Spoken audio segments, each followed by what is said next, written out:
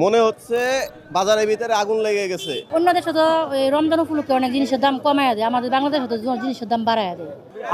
আপনাদের বলবো, আপনার দাম কমাইতে পারবেন? 80 টাকায় হালি লেবু। শুরু হয়েছে সিয়াম সাধনার মাস, কিন্তু বরাবরের মতো এবারও বাজারে গিয়ে স্বস্তি পাওয়ার সুযোগ নেই। এক রসুনের দাম দেখেই বাজারের অবস্থা অনুমান করা যায়। এক সপ্তাহ আগেও প্রতি কেজি দেশি রসুনের দাম ছিল ৬০ টাকা, এখন তা ১২০ টাকায় বিক্রি হচ্ছে। আর কেজিতে ৪০ টাকা বেড়ে বিদেশি রসুনের দাম ১৬০ টাকায় ঠেকেছে। রসুন আপনার হচ্ছে এক সপ্তাহের তুলনায় একটু অনেক দাম। মানে এক সপ্তাহ আগে যেটা ছিল ৬০ টাকা, এটা ১২০ টাকা। তো এটা রসুনটা বাড়ছে আরও 3 দিন আগে। আলু হচ্ছে হইলো আপনার 20 টাকা কেজি, পাল্লা 90 টাকা। আর হচ্ছে হইলো আপনার পেঁয়াজ 50 টাকা, 60 টাকা। ফরিদপুরের পেঁয়াজটা কালকে ছিল 55 টাকা, আর পাবনারটা ছিল 60 টাকা। এখন পাবনারটা হয়েছে 55 টাকা, ফরিদপুরেরটা কমে 50 টাকা হয়েছে।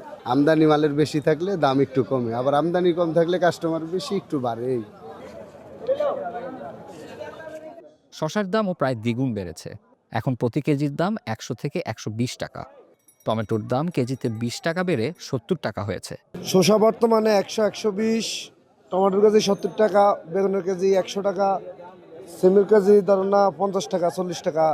শসাতে প্রত্যেক কেজিতে আগের তুলনা প্রত্যেক কেজিতে 40 টাকা বাড়ছে। টমেটো আগে আসছিল 50 টাকা, এখন একটু বাড়তি 70 টাকা, 15 থেকে 20 টাকা বাড়ছে। লেবুর দাম কিছুটা কমেছে, এখন এক হালির দাম ৬০ থেকে ৮০ টাকা। আর ওদিকে কমেছে কাঁচামরিচের দাম। কমছে কমছে আগের থেকে কমছে। এটা বেচছিলাম 100 টাকা আলি, অনেক 60 টাকা আলি, এটা হচ্ছে 50 টাকা আলি। হঠাৎ করে মাল চলতে আছে না, মাল আইছে বেশি। এটা 50 টাকা আলি, ওটা 80 টাকা আলি, এটা হচ্ছে 60 টাকা আলি। 10-20 টাকা কমছে। সব জিনিসের ভিতরে দাম বেশি। অন্য দেশে তো ওই রমজান উপলক্ষে অনেক জিনিসের দাম কমায় দেয়, আমাদের বাংলাদেশে তো জিনিসের দাম বাড়ায় দেয়। রমজান আসার 15 দিন আগে থেকেই দাম বেশি। এটা আসলে বাংলাদেশের ব্যবসায় যে কেমন, এটা আসলে এদের ইমান আমল কিছু নাই, এদের আখিরাতের কোনো ভয় নাই, দুনিয়াতের কোনো ভয় নাই। এই ছোট একটা লেবু 10 টাকা হইতে পারে। পকেটে টাকা যা ইনকাম করে সীমিত আয়ের মানুষ যারা, এরা কিছু কেনার মতনই অবস্থানে নাই।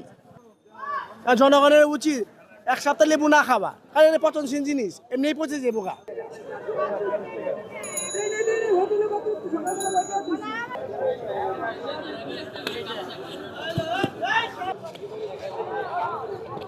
সস্তা